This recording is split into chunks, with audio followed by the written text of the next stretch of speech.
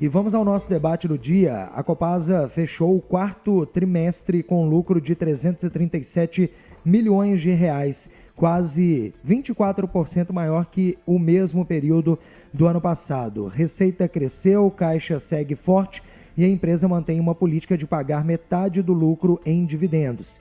Em um momento em que o mercado discute o impacto da inteligência artificial nos negócios, empresas como a Copasa entram no radar por um motivo simples. Trabalham com infraestrutura básica, água, rede, saneamento, serviços que todo mundo precisa e que não podem ser substituídos por tecnologia, pelo menos do dia para a noite. Esse movimento faz parte de um conceito que tem ganhado força Brasil e mundo afora e foi nos apresentado pela nossa bússola, o nosso guia, nosso guru, Gustavo Andrade, e é por isso que eu peço agora a sua análise sobre o que está por trás desse resultado da Copasa no quarto trimestre. Em termos de resultado, assim, é até engraçado porque foi um resultado brilhante, mas só que ficou aquém das expectativas dos analistas. É aquela coisa assim, à medida que a barra só sobe, não é isso? Porque em relação à Copasa, em termos de ganhos operacionais, etc., só tem acontecido isso, né? O mercado esperava alguma coisa perto de 370 milhões de lucro, veio 334. Né? Mas operacionalmente você tem tido avanços bastante relevantes, né? E diga-se de passagem, talvez o único número que mais importe, né, é o número de volume de tratamento de água que está passando por ali. Né? Tem aumentado de maneira constante, né, com ganhos operacionais a despeito de todos os problemas que falam sobre a privatização ou qualquer coisa. Ali que está o grande gargalo. Melhorar a operação, né, reduzir custo, né, melhorar a passagem operacional, a alocação de capital e etc.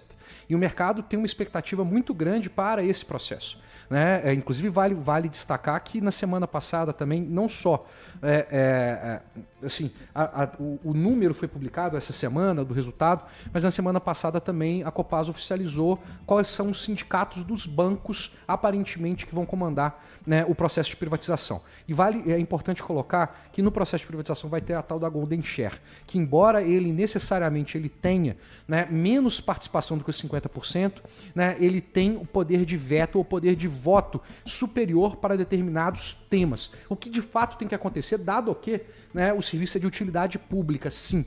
Né? Utilidade pública, sim. Né? Mas só que com o capital privado para tentar otimizar todo esse processo. Né? E aí entra a questão do HALO, né? HALO, que é exatamente toda essa temática que a gente está discutindo, né? Que é Heavy Assets, Low Obsolescence. Né? Então, assim, ativos pesados, né? Eu tenho de fato uma base de ativo muito grande, né? Mas só que eu não enfrento nenhum processo de obsolescência. Né? Isso, ou, na verdade, o meu risco de obsolescência por conta da inteligência artificial ele é muito baixo. Ou eu não vou ser disruptado, né? com o jargão né? das pessoas mais esclarecidas do que eu. Por que isso importa? A gente está passando um momento de mudança, né, tão grande que ninguém sabe absolutamente de nada. Mas uma coisa eu sei, todo mundo vai precisar de saneamento. Uma coisa eu sei, todo mundo vai precisar de energia elétrica. Uma coisa eu sei, todo mundo vai precisar do ativo físico, de fato, inclusive para permitir que a inteligência artificial seja feita. Mineração, commodities ou qualquer outra coisa do tipo. Né? E a gente está vendo uma mudança, né, meio que na argumentação de mercado e dos investidores. Por que eu estou falando investidor? Investidor não é essa coisa de quero ganhar dinheiro se a ação sobe, sei lá o quê, ou cai, sei lá o quê. Não. Investidor é quem aloca capital. Quem permite que as mudanças sejam feitas são os investidores. Seja através do mercado acionário ou através do mercado de dívida. Né? Esse cara é o centro da discussão. Para poder fazer qualquer projeto, investimento, qualquer outra coisa, é esse cara daqui. Né? Não é o malvado mercado. Né? É o benfeitor alocador de capital. Essa que deveria ser a concepção. Mas só que isso está se tornando cada vez mais interessante aqui e lá fora. No caso de Brasil, para a gente é ótimo. Porque aqui a gente não tem empresa de tecnologia, né? A gente já discutiu isso. Talvez o único símbolo que a gente tem é TOTOS, alguma outra coisa. O que a gente é bom? Heavy assets, não é isso?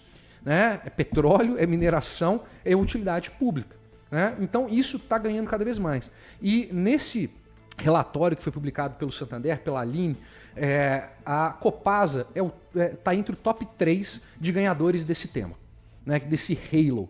Não só por conta da utilidade pública, né, mas por todo o gargalo que ele consegue resolver dentro desse contexto, né, que a empresa está passando.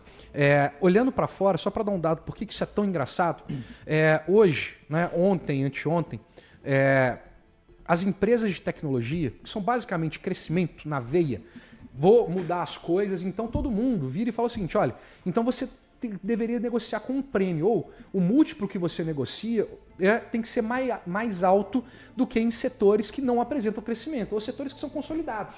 O Halo está falando sobre setores consolidados, nos setores que não mudam. Não é isso? É aquela frase lá do Jeff Bezos da Amazon. Né? Eu quero investir em coisas não que sejam novas, eu quero investir em coisas que nunca mudam. Né? Mais ou menos a mesma ideia do Buffett, né? Todo homem ainda vai precisar raspar a barba, né? Então invisto na Gillette, por exemplo. Né? Aquela coisa do tipo. Né?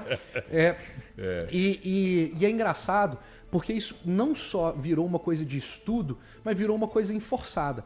Né?